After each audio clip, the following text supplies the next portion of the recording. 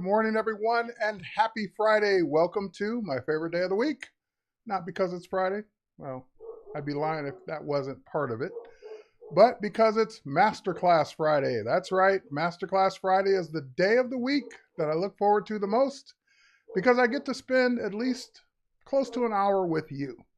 I get to, someone's at my door. I get to share some of my favorite techniques, photography related. Well, I'm always looking for um, things to show, like topics. And so I start scrolling back through some of my most watched videos, and I realized that I had at least one or two of my most watched videos were my Lightroom crash course. And I was like, okay, usually when I do one for Lightroom, I usually do one for Photoshop. And I was looking through the immediate videos that followed and the ones that were before it. And I was like, wait, I never did one for Photoshop. So this is it. Part one, Photoshop Crash Course 101 for people that want to get started learning Photoshop. Maybe you are already using Photoshop, but you don't feel like you got a good foundation. Or maybe you don't feel like you got a good start. So that's what today is going to be. And next week is going to be part two. So we're going to do it at least two parts.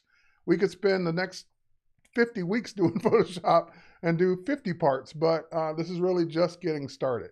Then we dive into all the little things after that of, what you can and can't do, so forth and so on. Okay, so with that said, looks like everything's ready to go. Just a heads up. I see Tim, Jay, Jesse, someone on Facebook, Keith, and Marina, all on different channels. You're on YouTube, Facebook, LinkedIn. That's great. You guys can hang out there. But if you really want to participate in the main chat, because you got a question or I may not see your comment over on those other platforms, head over to b.net/Adobe Live, log in with your Adobe ID, which is free to create. And that way I'll definitely see your question, and also the moderators are there. They can see your question. And either way, I'll try and look at both. But if I don't see your question over on the left side of my screen, I'm definitely looking at the middle of my screen to check out your questions.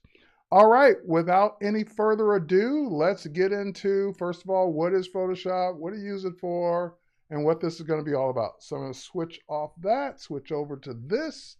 And here I am using Photoshop on my MacBook Pro. It cracks me up sometimes when people like write in the chat, which version are you using? I'm always going to be using the latest one. I work for Adobe. So yeah, I'm using the latest update that I think just came out a few days ago. If not, I'm on the latest one, whatever that is.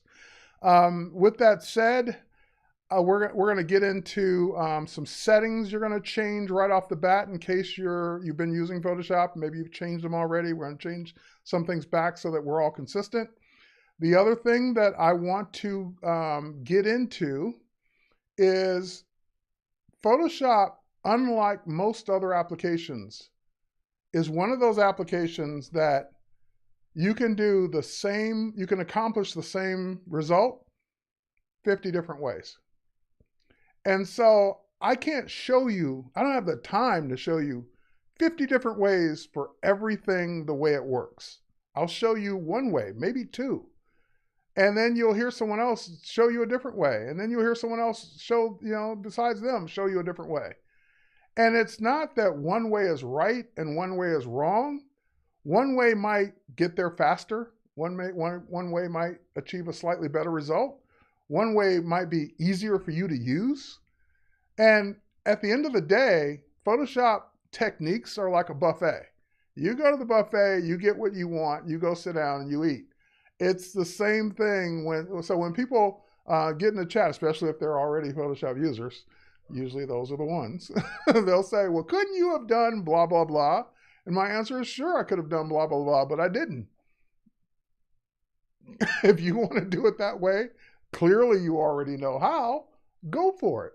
So I'm not going to get into an argument about a particular way to do something, because there's more than one way. If you like a different way to do it, by all means, do it your way. Okay, so now that we got that out of the way, and I don't have to hear the couldn't you have done Well, can't you use, because that's not what this is about. If you're getting into all the different ways, then you already know how to use Photoshop, and this is not for you. This is for the people that don't know any way, and I'm showing them a way, and then maybe they'll learn different ways later. Okay, with that said, let's back to the screen. Okay, now that we've got that out of the way, why do people use Photoshop? And I wrote down some things. So number one, obviously, to adjust and edit photos. That goes without saying. To add things to photos, including other photos. We call that compositing, like when you take part of one photo and put it on top of another photo and then another photo, so forth and so on. That's another use.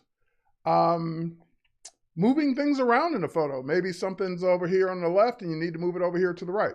It's not that often, but sometimes we need to move things in a photo.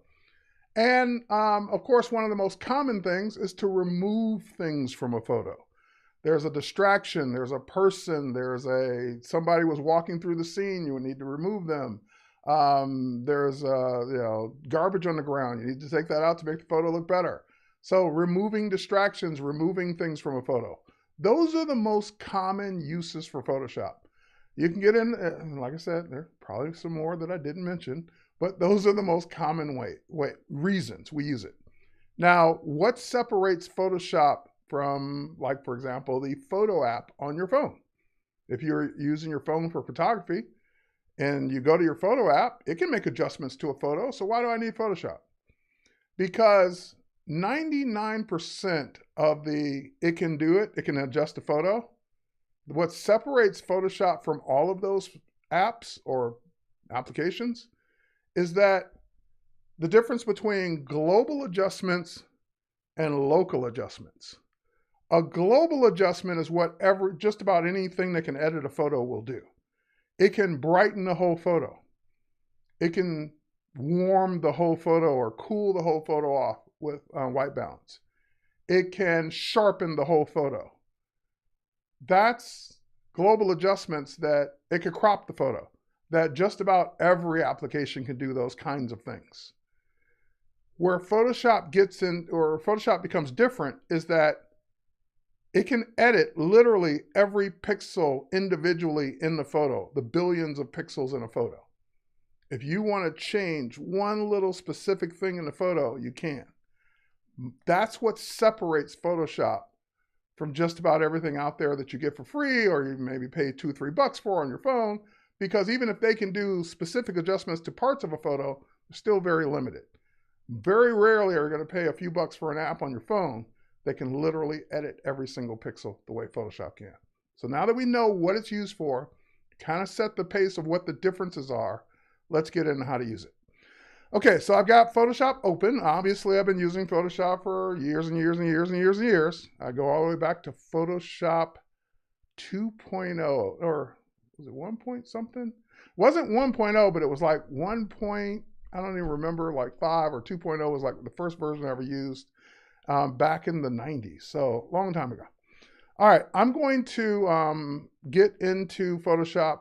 You can do it usually one of two ways. Once you launch the application, you're probably sitting on a screen like this, which is the home.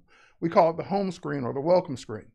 And up here, there will be different things that change depending on, the day of the week or whatever that the Photoshop team adds in to give you tutorials and give you things to know about Photoshop. And then down here, you can obviously drag and drop an image to open it. But you'll start to see your most recently edited or opened photos, I should say. So I cleared all that out just to start from scratch. Now, let's say I just want to get into Photoshop without opening the photo first. Then in the upper left-hand corner, you'll notice the little PS symbol that toggles between Photoshop and the home screen. We're on the home screen, so if I click it, it toggles to Photoshop. I click it again, which is now the home, it toggles back to the home screen. So that's just a back and forth.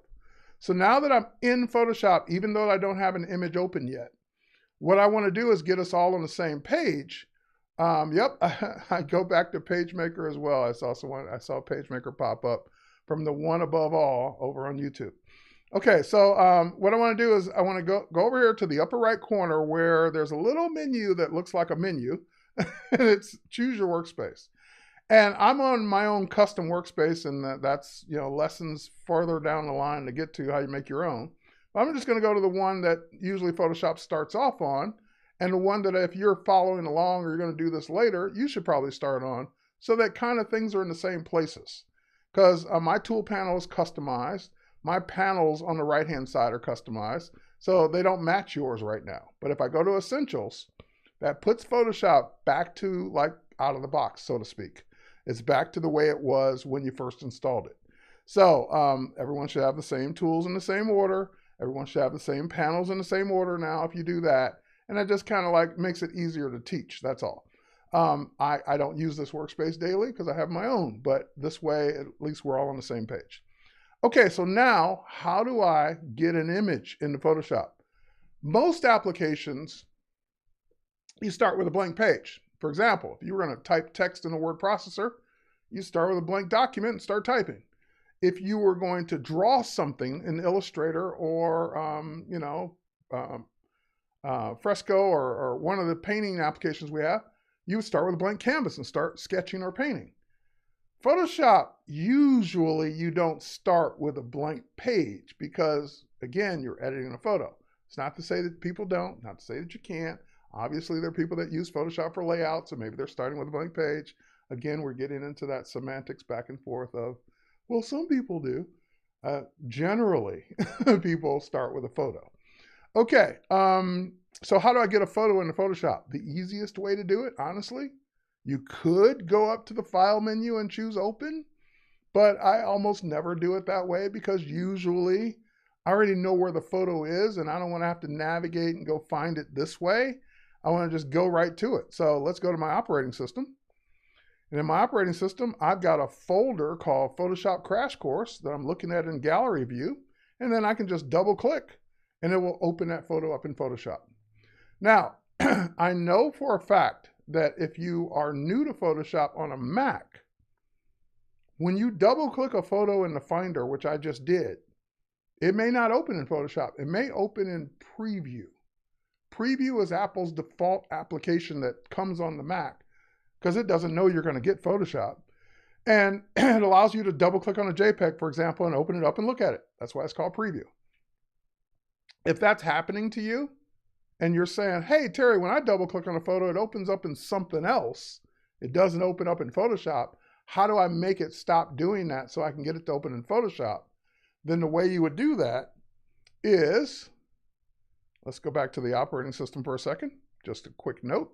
Right click on any photo you would want to open in Photoshop. When you right click on it, there will be an open with, and you can choose Photoshop, but that's not what you want to do because that's a one-time thing. You want to do get info, and then you want to change open with to from preview, which is probably what it was on, to Photoshop, and then there will be a change all button. That means change all JPEGs, change all DNGs, change all TIFF file, whichever one you chose. Change them all so that next time you double click on this file type, which in this case is a JPEG, it'll always open in Photoshop. So that's a way to change that default if that's happening to you. And I know that can be frustrating because every time I get a new Mac, first time I forget to do it and I double click, I'm like, oh God, I didn't want to open preview. That's why. And luckily preview is pretty quick to open. Okay, so now we got a photo open. What are we doing? So let me take you through the interface and then we'll start doing things with this photo. So on the left-hand side by default are all your tools. Again, your tool panel can be different. It can now be customized. You can take tools off, put tools on, but by default, your tool panel is right there on the left. At the very top is your Photoshop menus, like all the different menus for things you can do. And then below that is what we call the control panel. The control panel is context sensitive. And what that means is the options you see on the control panel will be there based on what tool you have selected. So for example, if I were to go to the crop tool, then I get crop tool settings. If I were to go to the lasso, then I get lasso tool settings. If I were to go back to the move tool, I get move tool settings. So this is a context-sensitive control panel that changes based on which tool you have selected. On the right-hand side are panels. So you can switch between these panels. So there's color, there's swatches, there's gradients, there's patterns. Down here, properties, adjustments, libraries. Down here, layers, channels, and paths. And again, though we could spend a whole hour on each one of those panels all by itself. But those are panels for making different choices depending on what you're going to do. And then, of course, your photo is front and center.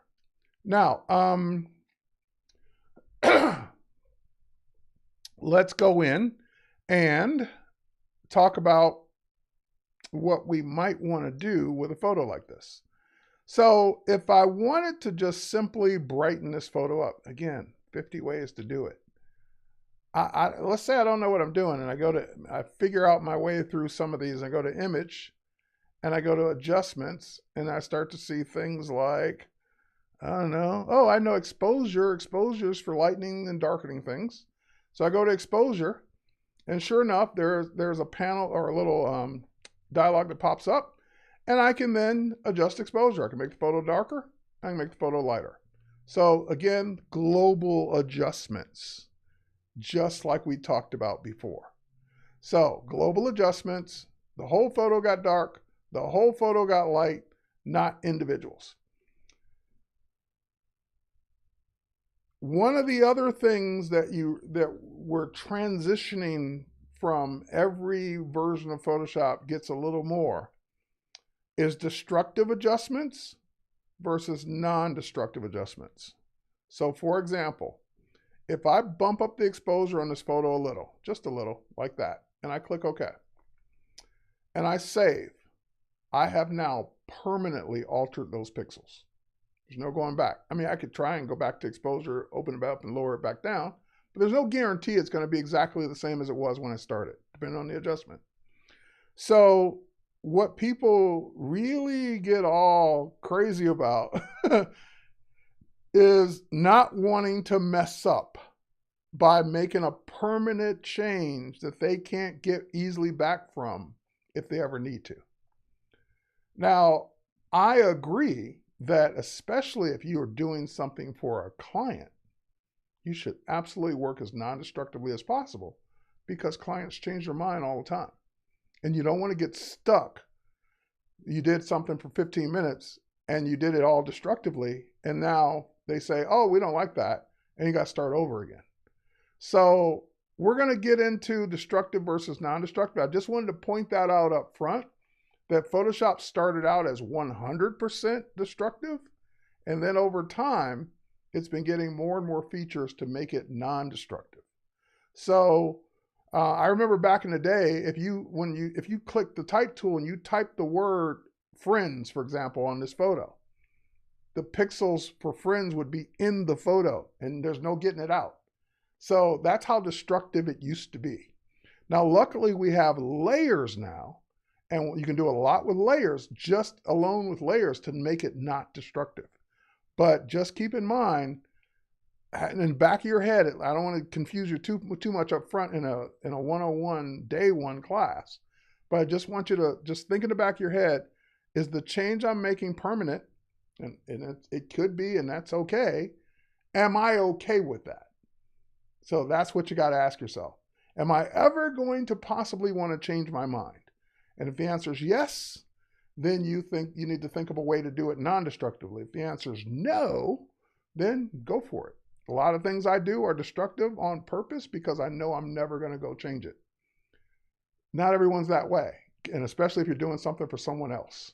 So let me undo that while I still can. So luckily, Photoshop has multiple undos. As long as you haven't saved and quit the file, I can always go undo something. All right, so now that we did that, let's talk about the difference between, remember we talked about the global adjustment exposure and the local adjustment. So let's say, hey, I don't want to brighten the whole photo. I just want to brighten maybe his blue sweater. So I could use, again, a variety of different ways to do this. I'm just going to switch to a tool and do it. There's a tool called the Dodge tool. And the dodge tool is for brightening things. The burn tool is for, not sponge, the burn tool is for darkening things. So if I go to the dodge tool and I start painting with that tool, his sweater will ultimately start to get brighter. Here, I'll just keep doing it, and you can start to see I'm leaving a bright, because I'm doing it multiple times, over and over again, I'm leaving a bright patch on his sweater. Just, it almost looks like a light, to show you what that did. All right, so that's a very local adjustment. I wanted that spot on his sweater to be brighter, as opposed to the whole photo being brighter.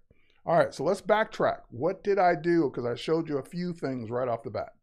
Did I get rid of all of them? I did multiple things, so I had to do multiple undos. Hang on. Oh, wrong mouse. There we go. All right. Edit. Yep. Okay, I did them. I undid them all. Okay, so wait. What did you do? How did you get to that? So you'll notice that when we zoom in on the tool panel, and again, you're not going to learn every single tool today because there's just not enough time for that. When you zoom in on a tool panel, if it has a little arrow to the bottom right of it, that usually means it has more tools. And by the way, these little animations that pop up are great because they show you what the tool does. So even if you didn't know, it's showing you, hey, that tool's the dodge tool is brightening the fur on that animal. I guess that's a dog. Couldn't tell. If I hold down that little arrow or anywhere on the tool, it will show me the other tools that are underneath it. So it started off on the burn tool, and I know that dodge and burn go together. So I knew that the dodge tool was underneath the burn tool. So I switched to it, and I'm using that. Now notice that a big circle came up. That is called brush size. So the brush size is how big of an area you're brushing with whatever the tool is.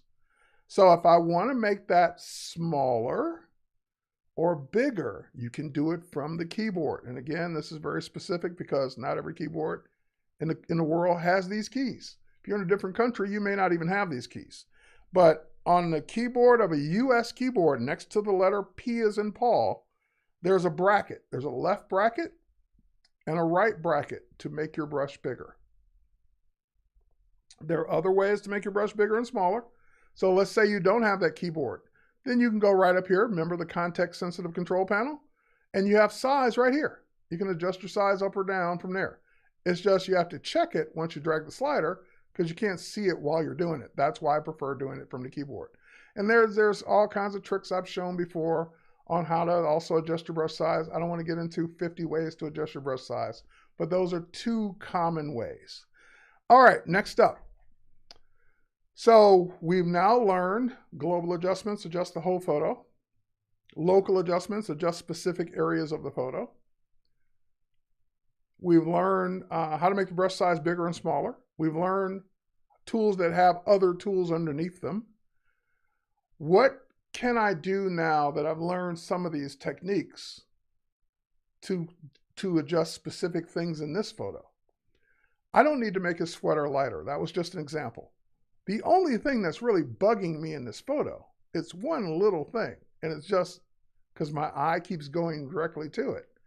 This strand of hair right here under her arm. That one little strand of hair, flyaway hair, is driving me nuts because I just keep looking at it like, oh yeah, that's a hair. Oh yeah, that's a hair. So a lot of times in my photos, like the photos are fine the way they are, but it's one little thing driving me nuts, and I just want to fix that one little thing. So how would I get rid of that hair?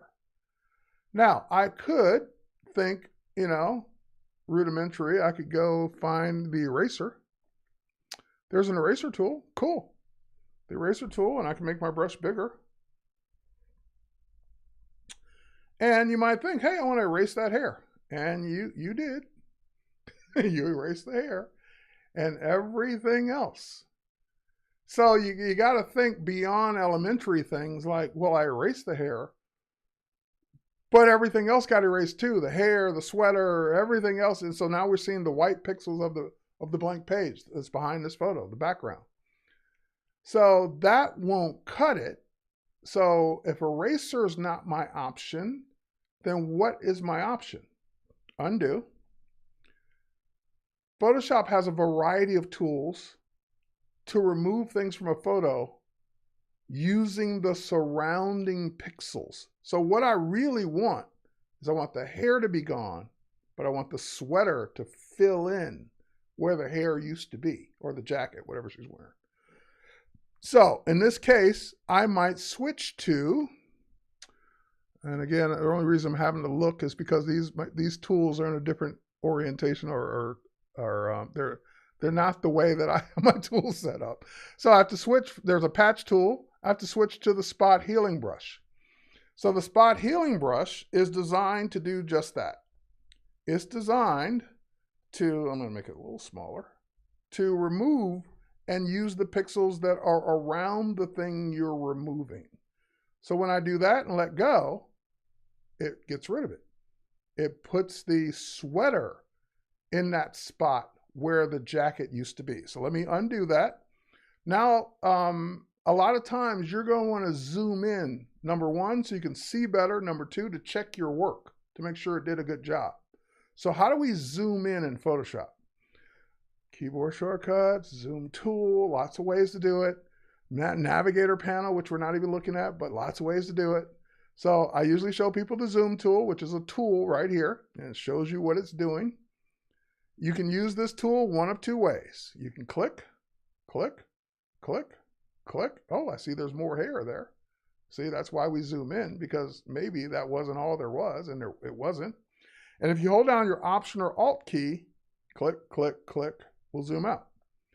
Now, another way is to click and drag. Click and drag is a faster way to zoom in to a specific area. So I point near the area that I want, hold down the mouse button and drag diagonally, oh, whoa, whoa, whoa, to zoom in or zoom out. So, same tool, just different ways to use it.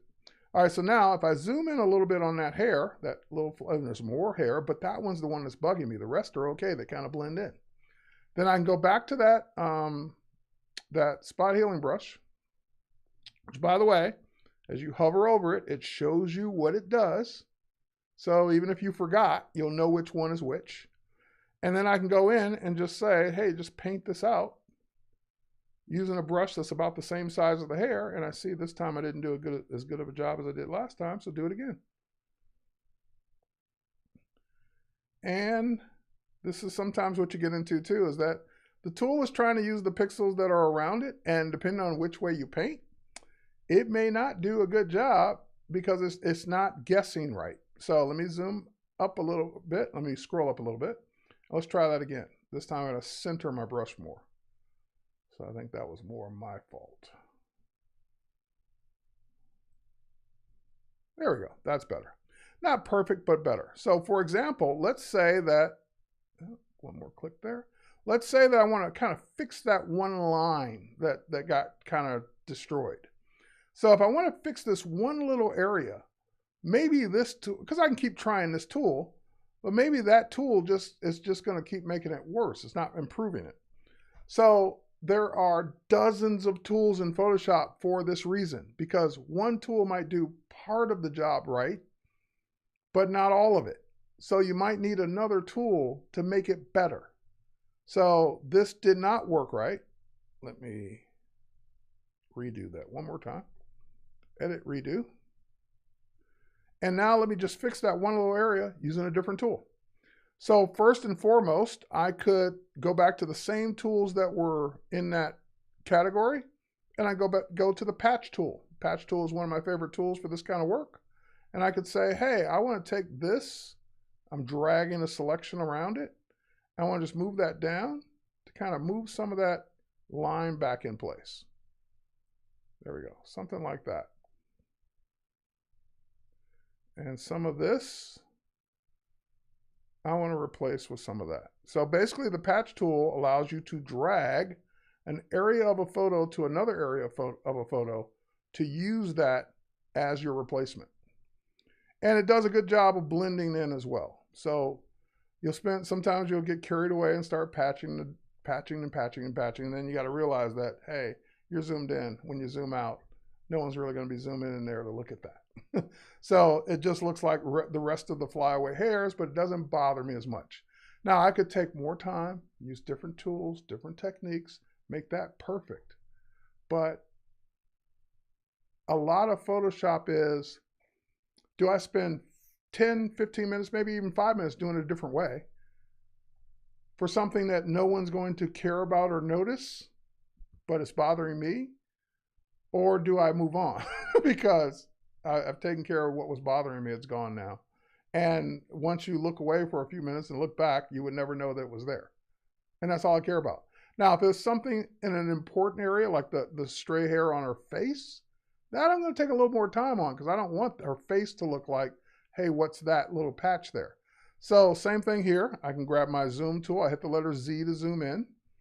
And this would take a little bit more work because there are lots of little stray hairs coming off this one strand. There's an eye behind it. The eye has to still look normal. So that's going to take way more time to get that right than just a quick brush stroke. So you got to ask yourself, is that worth it? Is that worth your time? Do you have the skills to do it? Do you know which tools to use? So a lot of it is just that. Okay. Spelling brush. What do you recommend the setting for hardness? Okay, so here's a question.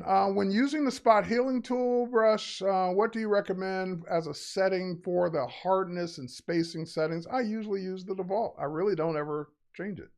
The default usually works out pretty well for me. But what they're referring to is if I go back to the spot healing brush, up here you have all kinds. Oh, and by the way, there's all kinds of settings here. So I don't usually get into changing a lot of this for this particular tool.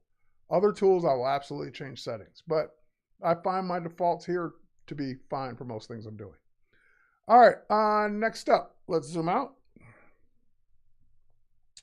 Let's say that, hey, that little hair there is now a distraction, but that's going to be an easy one because it's blending into her hair. Boom, just like that, gone. So it depends on what it is. Sometimes it'll be a one click, one drag, one brush stroke, and it does a great job. That eye is going to take some time, more time than we have. So let's move on. All right, next up. Global adjustment. Let's get into, let's close this image. I'm not going to save it because I don't need it. Let's get into making selections. Making selections is a large, probably one of the biggest parts of Photoshop. I'm going to open up this one. And the reason it's one of the biggest parts of Photoshop is because you want to make local adjustments to an object versus global. So I don't want the whole sky to get brighter or darker or change in any way. I just want to affect the moon. So in order for me to do a good job of just affecting the moon, I need to be able to select the moon. Now, luckily, Photoshop selection tools just keep becoming more and more magical. Back in the day, this would be not so easy to do. You might grab the ellipse tool because you think, hey, the moon is round. And then you're like, okay, where do I start dragging from to select this? And you start getting the hang of it. And then you're like, oh, no, not quite right. And you spend a lot of time starting over because, oh, nope, that's too close. But then you realize, hey, if I hold down my shift key, it'll make a perfect circle. Then I can move it around and get it just where I want it. So I can do this because I used to do this all the time. This isn't something I would highly recommend for others to do because there's better ways to do it. So instead of me grabbing the ellipse tool, trying to figure out the spot to drag it out and get it just right and hold down the shift key to make it a perfect circle, I'm going to deselect that and show you a different way. This is, if you learn nothing else today, this is probably one of the most important lessons you're going to get out of this class. When you make a selection, you don't want that thing selected anymore. Depending on the tool you're in, you're used to, in every other application you use, clicking off of it, clicking away from it, clicking on the background to deselect. Now, had I still been in the elliptical marquee tool, that would still work because it's a selection tool. But if I move on to any other tool and I click, nothing happens. It didn't deselect, it's not doing anything. Because not all tools work the opposite. Not all tools deselect. So one of the best keyboard shortcuts, one of the best lessons, if you take away nothing else from this day, select. I'm going to show it to you where it is in the menu. Then I'm going to show you the keyboard shortcut. On the Mac, it would be Command D. On PC, it'd be Control D. Control D will always, or PC, Control D, Mac, Command D will always deselect no matter what tool you're on.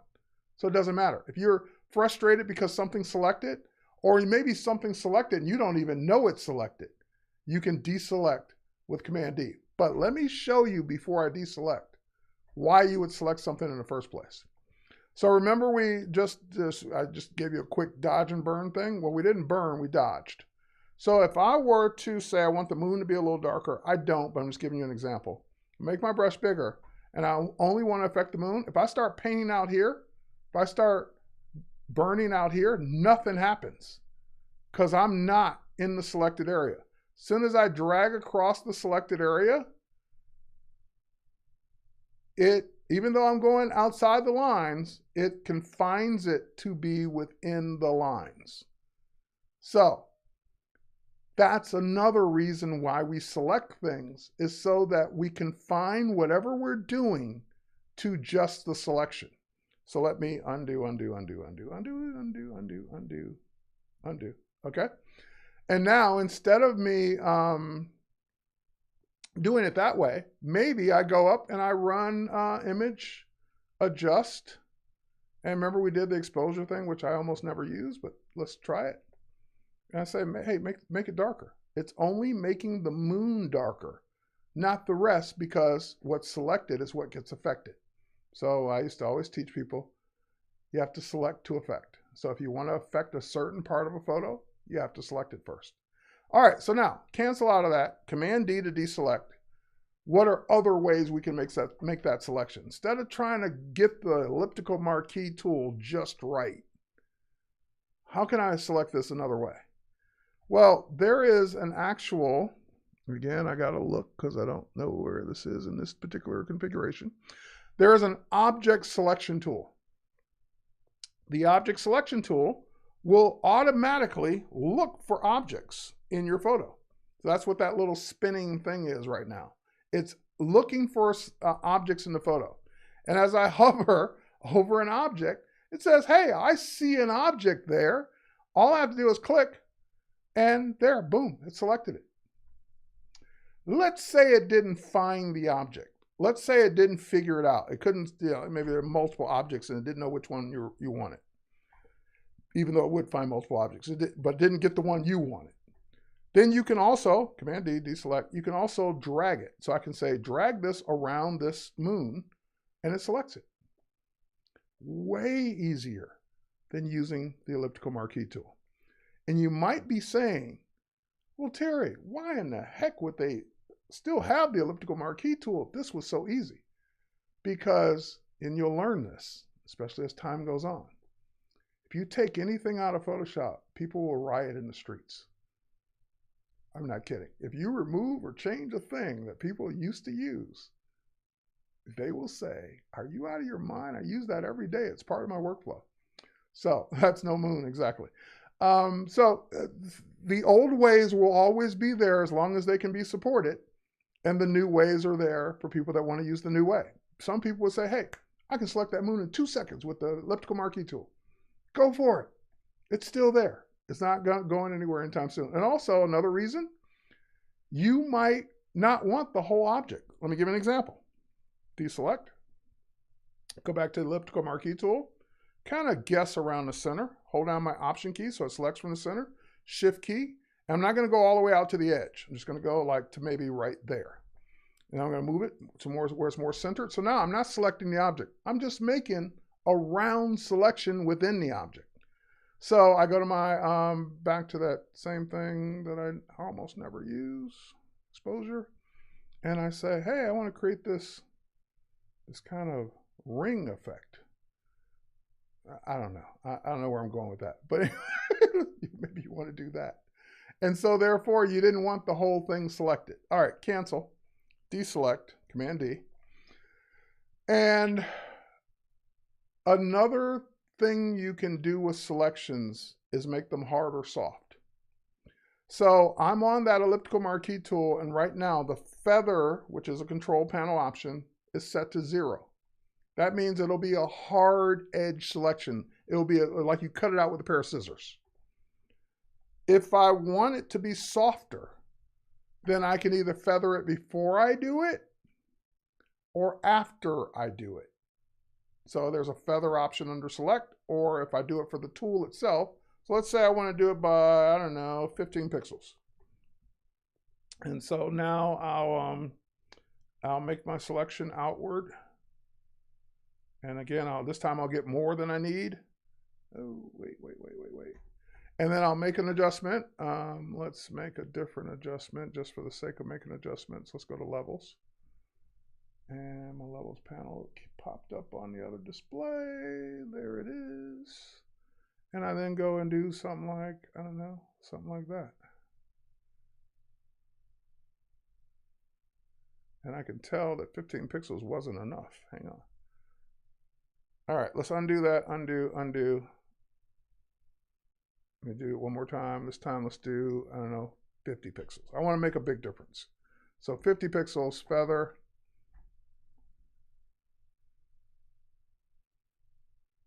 All right, and then we'll do our levels. And then we'll make an adjustment. You see how the adjustment is soft around the edges? You can barely see it. Here, I'll make it super light. There we go. See how that edge, and I'll zoom in so you can see it. See how that edge is super soft? It's not a hard line between the stars and the moon. The moon is a hard edge, but this now soft, it's like a soft glow. That's because I set the feather to 50 versus 0. 0 would have been a hard edge, just like the moon. So feathering softens your selection. Just keep that in the back of your mind. Okay, let's, I got off track here. Let's undo. Why else would you want to select something? So we already found one of the easiest ways, object selection tool, click, got the moon selected, great. Now why would I want to select something? Well, let's keep that selected for a second. Let's go back and open up a different photo. Because in Photoshop, you can have more than one photo open at a time. So now they're opened in tabs. Here's Guy, and by the way, I'm on the same tool. Here's Guy on a mountain with sunset or sunrise. And here's the moon. See where I'm going with this? So I want to take the moon, not the whole sky, just the moon, over to this photo. So one of the things we learned back in day one of using a computer, copy, paste. There it is. Now, luckily for me, Photoshop is smarter than me, so it knew to paste it on its own layer. We haven't got to layers yet, but that's exactly what happened. Because back in the day, original Photoshop was just pasted it flat down on the thing. You would have an opportunity maybe to move it. Once you moved it, that's it. It's stuck on the image. Photoshop automatically creates layers when you paste. So therefore, I can always move that moon around and, more importantly, make it smaller. So let's remember, I told you one of the reasons people use Photoshop is to put some things into photos or other photos into photos. This would be an example. Okay, so let's pop open the layers panel, for example, so you can kind of get a quick primer of this. We're going to do more on layers probably in part 2. But for part 1, just for now, we have the background, which is the original photo always, and the layer that we just created. So we can turn that layer on and off. We can hide it. Layers have opacity, so we can make the, oh, that went down too far. We ooh, that's kind of actually a cool effect. But we can make the opacity less, so it's less opaque. Therefore, we can see through it. That's another cool effect. I like that too. All right, but anyway, that's not where I'm going with this. And I just wanted to show you opacity. Now, we can also, if there were more than these two, or maybe if this wasn't a background, I could even put one behind the other. So you can rearrange the stacking order of your layers if you want something in front. But in this case, I just want to take the moon, make it smaller, so it looks like he's holding it, or at least grabbing at it, whatever. So I need to be able to select it as an object, not as using object selection or pixels or anything like that. I want to take the layer and scale it down. So again, this is probably number 2 thing that you should take away from today. Edit, free transform, Command T, PC Control T, going to be one of your favorite keyboard shortcuts. We'll take any layer and make a selection of it. So that's just the whole layer. Now, like you would on any other object-based tool or program, you can grab a corner and scale it. And I don't even have to tell you to hold down the Shift key anymore because now it scales proportionally by default. All right, so now I get the moon where I want, the size I want, then I can pick it up and move it, and I'm using free transform, which lets me do that. Now, I can't do this because his head would be, I could, but his head would be getting cut off that way. And you start to realize that just because you can do something doesn't mean it looks real. That moon, even if he could be that close to it and touch it, doesn't match the scene. It's not orange. It doesn't have a glow. It's just, it looks so obviously fake that people would be like, what's the joke? We don't get it. Why would you do that? So let's try something else. Let's go to a photo that is happening at night. And therefore, if we were to do a paste, because it's still on the clipboard, and we were to Command T, free transform, and scale it down,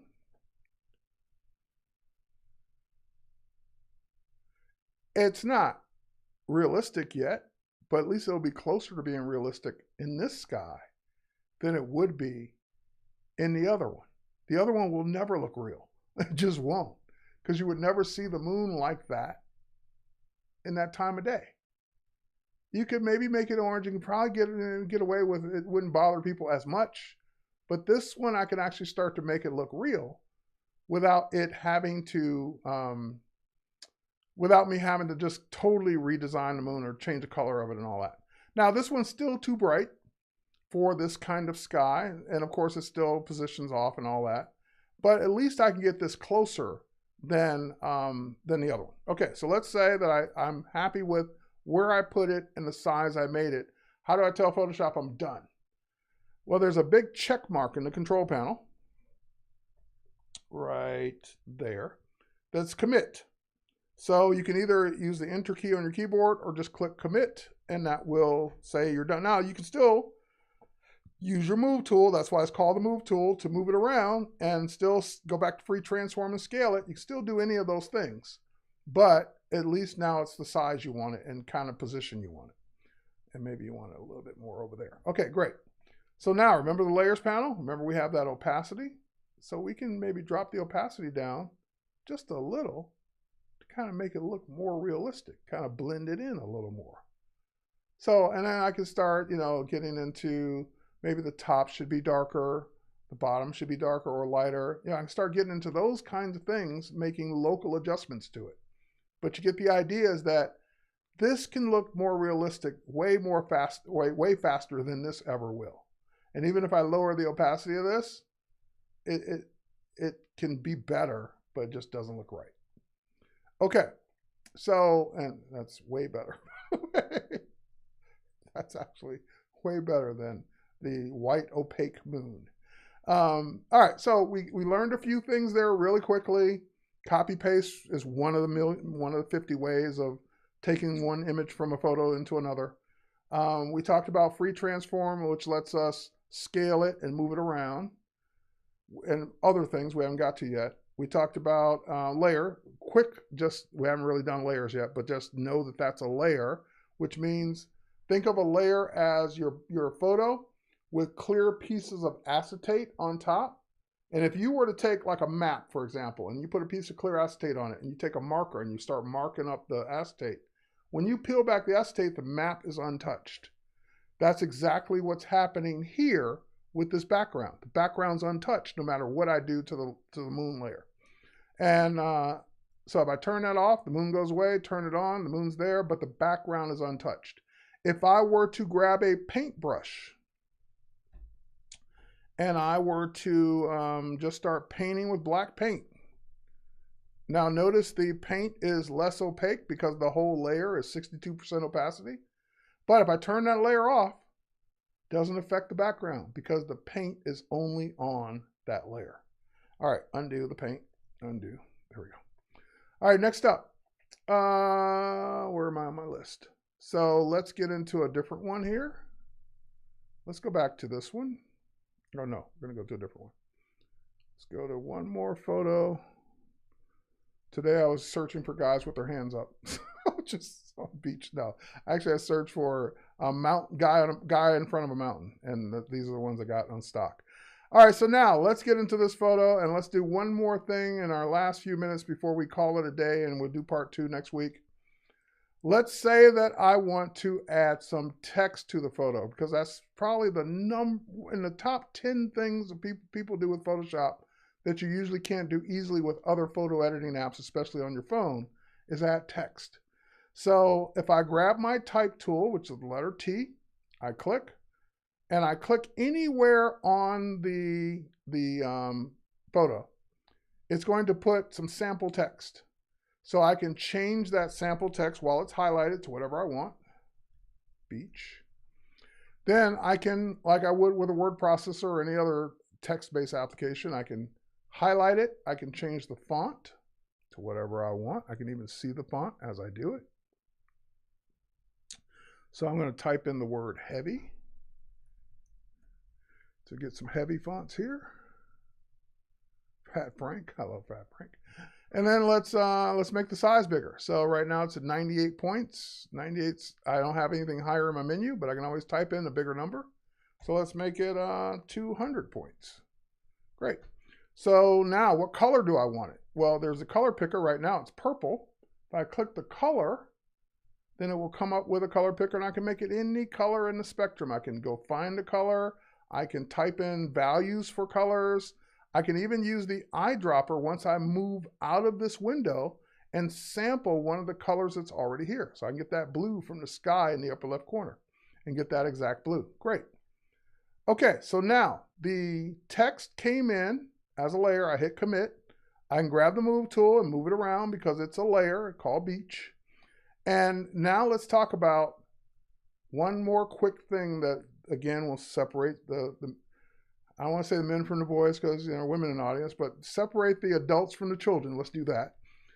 Is that I want to put that text in front of him, like where he's standing, you know, in front of, looking at it. I could never do that with another kind of application on my phone unless it was designed to do those kinds of things. So in this case, I want to go, let's turn off beach for a second.